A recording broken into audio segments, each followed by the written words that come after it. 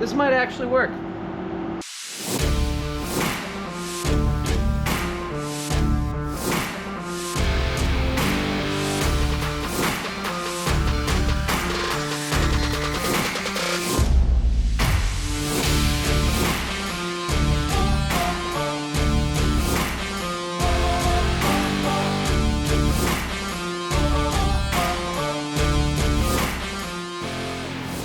You are now watching Farming with Duffy Ag. It is a beautiful Tuesday, right? You having a good day? You miss hanging out with Lincoln and partying? Alrighty, welcome back to the channel. Just got done. Actually, I did our robot maintenance today on both of them. So, just about in the afternoon now. Yeah, 1 o'clock or so. But we're by ourselves. So Dylan went back to New York. You know, he's a fabricator. He's got a lot of people to work for, or do work for. So I appreciate him coming out and helping us with this. I would not be at the point where I am. He is extremely talented. And if you didn't recognize, Dylan was the one that we rode around with Walton's crew, the first video that we did for draglining. So he did used to work for Walton's. Now he's back to welding for himself for plenty of work in that industry, especially when you have that much skill. So I really appreciate Dylan coming out, doing it up. So he has done these setups, and that's why when we talked previously, when I said, hey, I bought a pump from Travis, and then he said, well, when do you want me out there? So I really appreciate him and his expertise on this. We got quite a bit of welding on our own, nothing too crazy. There's some comments like paint the inside of the tank, this, that, blah, blah, blah. So welding steel to stainless steel, not the best thing, but at some point you got to do it. And building that trough out of stainless steel 1/2-inch pipe, 12-inch pipe with a 1/2-inch wall, pretty much. It's the schedule, whatever it is. Yeah, it would have been ridiculous. That pipe was $200 for 2 foot of it. This one was another $200 for 5 foot 8-inch pipe. That plate was $200. So things are expensive right now. We're trying to ball out on a budget. I'm trying to build this tanker for cheaper than I built my other one. I have roughly $13,000 into the other one. So we'll see when we get done where we're at. But we're going to dive into today.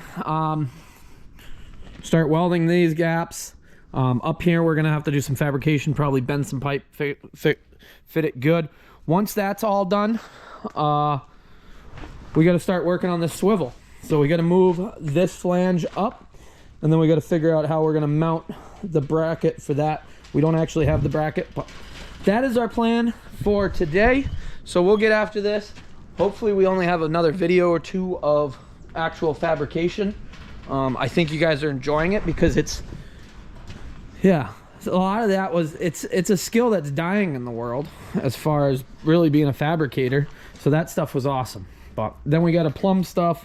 We still got quite a bit of work on the tank, but yeah, we still got plenty of other projects. So appreciate you guys watching, liking, being part of the channel. Hit it in the merch store at duffyag.com. Don't forget it. Yeah, we got the planner to do after this. So, but weather is beautiful, and we'll get into it.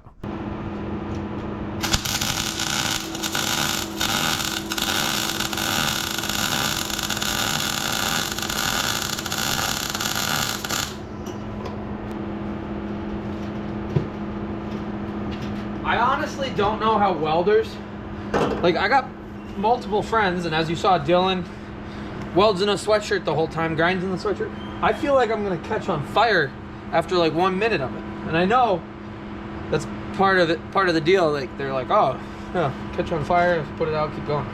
But I feel like I gotta have a welding jacket on. Okay, let's go give it a go.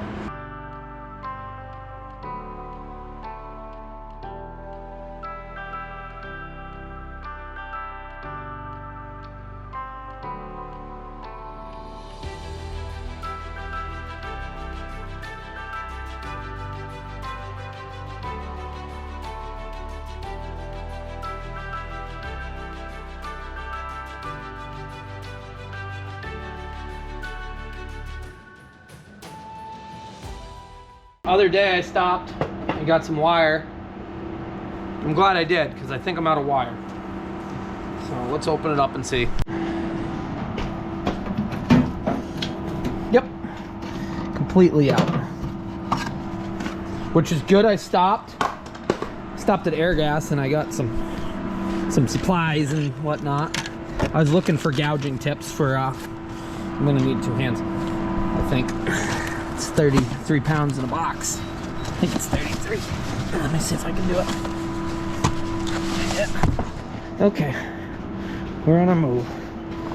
Okay, so I stopped and I was looking for gouging tips for the plasma cutter, and they didn't have any, which I kind of figured that. And I was like, you know what, how much wire? He's like, oh, it just went up $40. And he's like, but because it's marked, I haven't changed the mark on it, I'll sell you it at cost. So I was like, all right, I'll get one. So then you take your wheels out, and what we gotta do is slide that right through there. It goes right into that next one. And then once it's there, pop it back down, tighten your wheels back up. And let's see. So this is all junk from here on out. So we gotta we'll just pull that out. Sometimes you gotta take the tip off.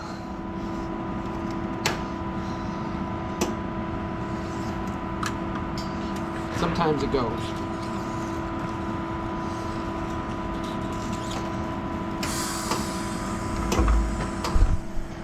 So I'm pressing it, it's rolling. And nope, gotta take the tip off. Okay, kind of figured that. Oh, never mind. Just need a little pop and it's out. Let's go back to welding. Got it filled in. Nowhere near as pretty as his welding. Oh, that was a tighter fit. So I'm filling a gap here, which really wasn't good. And then that gap, we're not even gonna talk about that, but that's not going anywhere. So we'll get up here. See, like that looks pretty good. That was mine.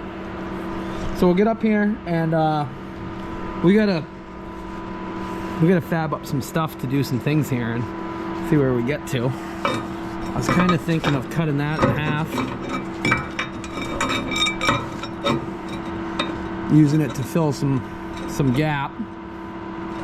So we'll get the plasma cutter going and we'll probably take this out so that we can get a better flow, not have just a stop right there that we gotta fill.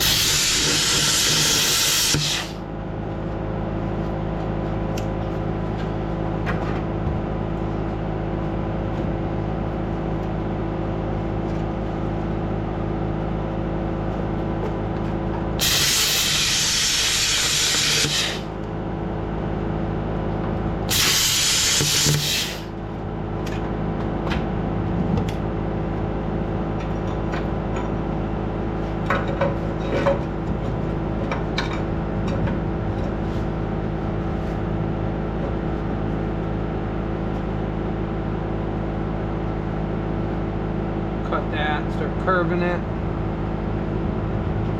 That'll work.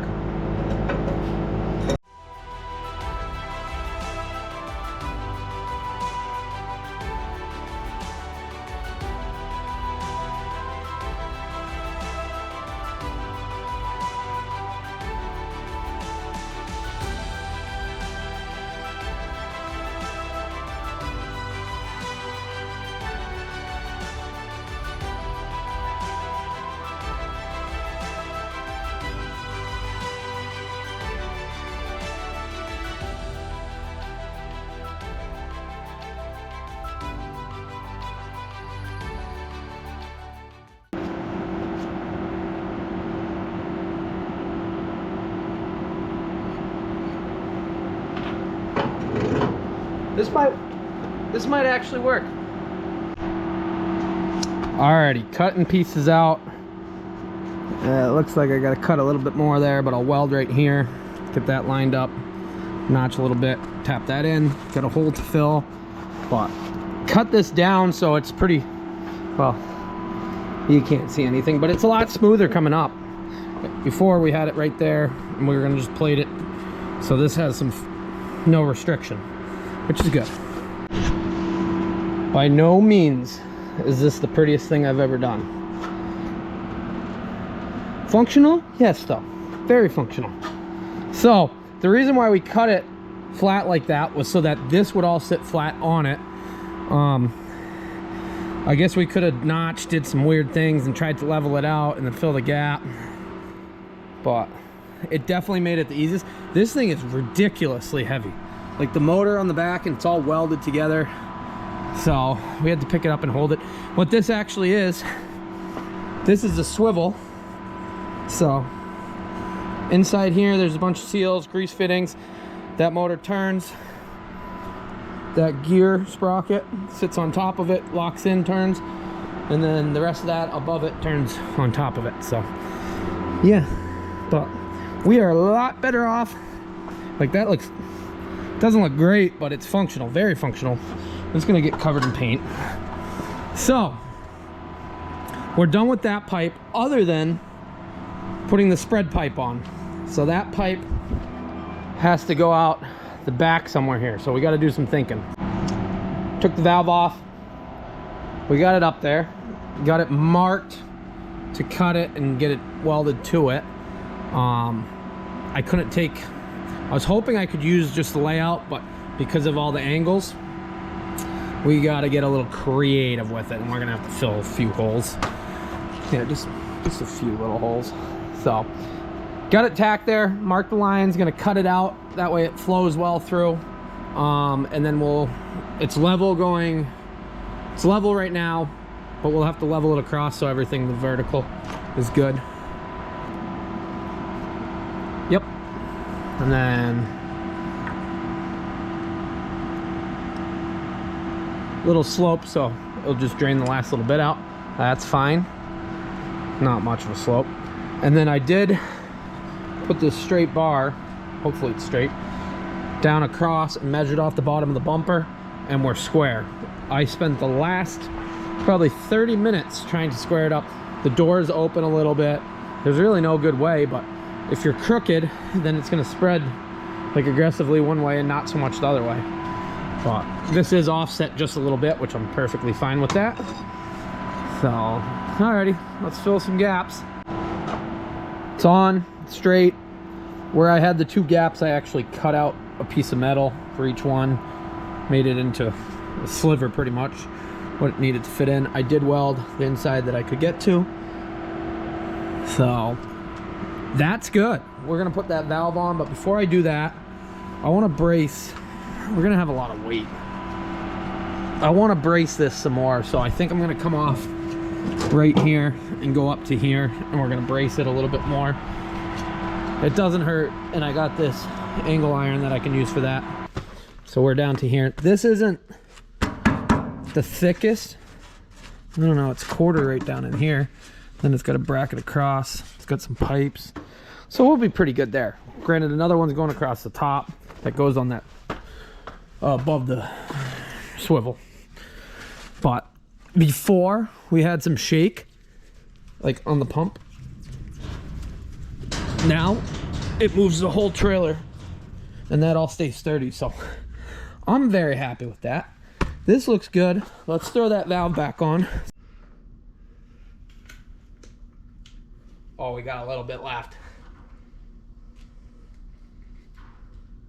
Mike Chambers made the comment, silicone is your friend. And that is very true. Because, well, you don't want to take things back apart just because they leak.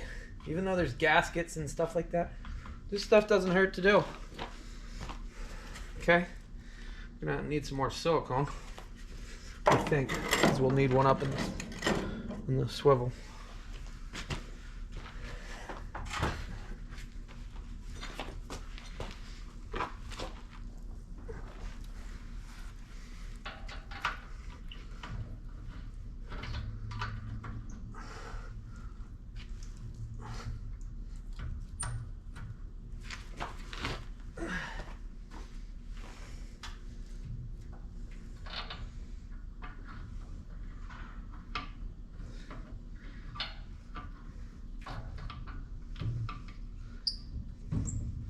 So this valve will be you'll open it when you go to spread, and you'll have it shut when you're going to nurse. So that's the function of this valve. This has quite a lot more stuff than my other semi-tanker has on it as far as functions. That gate valve, stuff like that.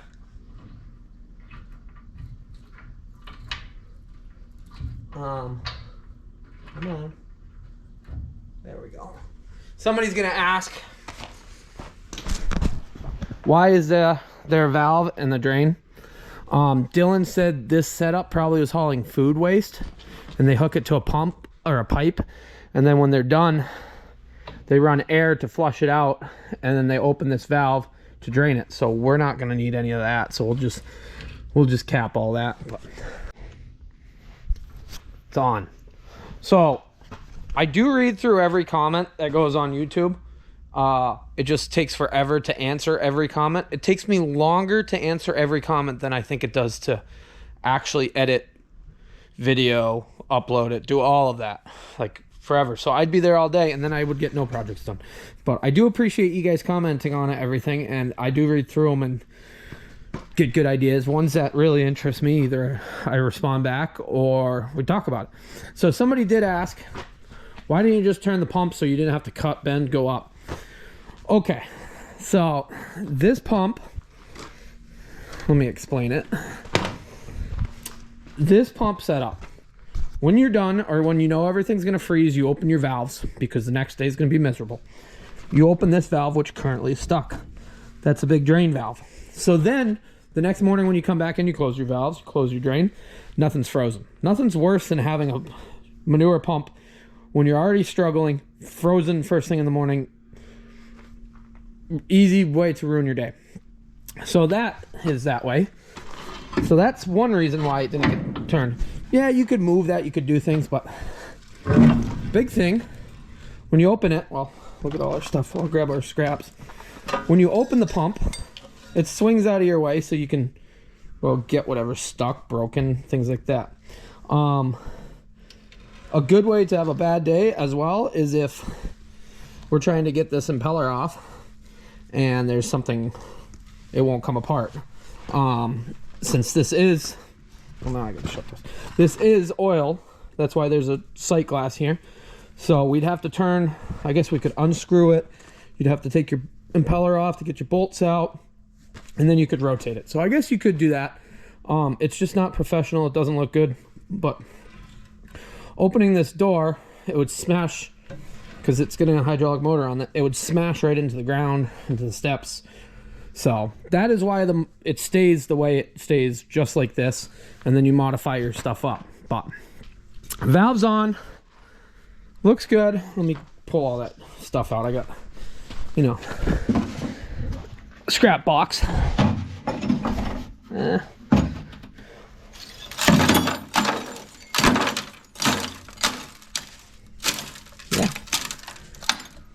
We still got to get the proper bolts to go in here. They're tight, but they're not that tight. Actually, they're very tight. They're just not centered in. As far as, they're just too long, but they're tight. So they're plow bolts. They wedge themselves in. Alrighty, that's good there. I got the box to do up top, and we got the swivel. And then honestly, the manure side of this is done other than running the hydraulics. So we got to run some lines down the side. We got to do hydraulics on this and hydraulics on the truck. And then, you know, that'll do it. Up here in the top where those legs came out, we're going to cut those holes bigger, because when you overflow your tank with that rail up top, it has nowhere for that manure to go. So it just sits up there. At least if they're cut out, it'll drain down the back of the tank. Yep, cut that, cut this, just like, well, that one and this one. I just remembered we got a piece still in there we gotta get out. Then this is gonna go right into here.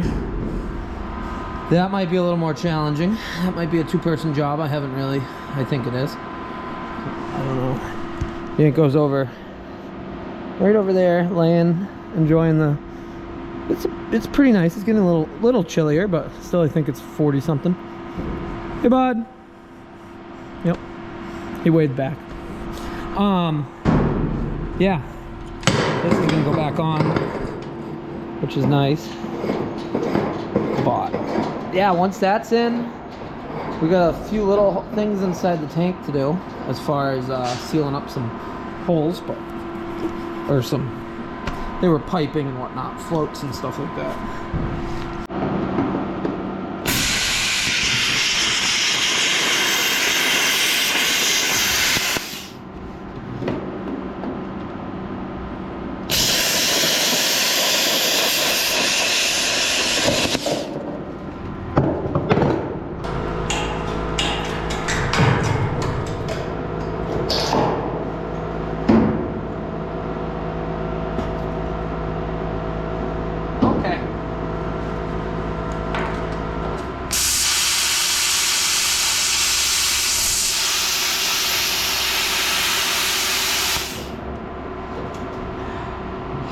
So yeah, there'll come a day, probably the first day we use this tanker, that I'll be videoing, talking about life, Snapchatting, cruising the book of face, whatever it is. And I won't notice the tanker got full and it will overfill. And then there'll be manure sitting around up top here. Granted, now it'll all go back, especially we sit on a little bit of an incline. That might change actually. But yeah, looks good to me. Not perfect, but it's a little hard measuring, getting that exactly. That one's pretty bad over here. I'll fix that one. This one has a electrical wire behind it. So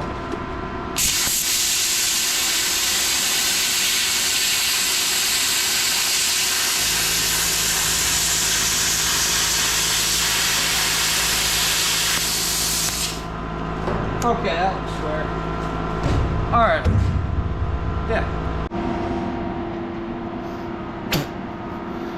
I've thought about bringing the mini loader in, but I don't think it reaches high enough and out far enough to actually support this. So I'm not really sure how we're gonna do this with the lack of help we got. Granted, this thing isn't that heavy, but it's not that light. So I don't actually think it's gonna fit in there either. That looks too wide right there. So we're gonna have to cut some more. Okay. Alrighty, it's getting to the point where it's getting dark. It is Taco Tuesday. I gotta cut a little bit more out of this so that it will drop down in it. And I'm only one person, so I got the safety bar across through it. You guys probably can't see much because it's dark, getting dark in here, and GoPros are horrible in the dark. But alrighty, I better pick up the stuff that's outside, pull it back inside, and go get some tacos and party it up. But that was a big game down there, so I'm very, very happy with where we are. Granted, I only have been, I had like 3-4 hours of today to actually do this, but yeah, we're gaining. So from here, we just got to get this box set in there, and then a little bit more fab work on the pivot, or the above the spindle, the pivot, and then we're gonna run it up the side, and we got to put our spot where it's gonna drop back in, and that'll do it. Alrighty, appreciate you guys watching. All this fab work, it will be awesome when it's done. It's a lot of tedious stuff, so I don't show. I can only film me welding so many times before I'm like, nobody wants to watch that. So, but yeah, appreciate you guys, and I'll see you guys on the next one. Have a good one.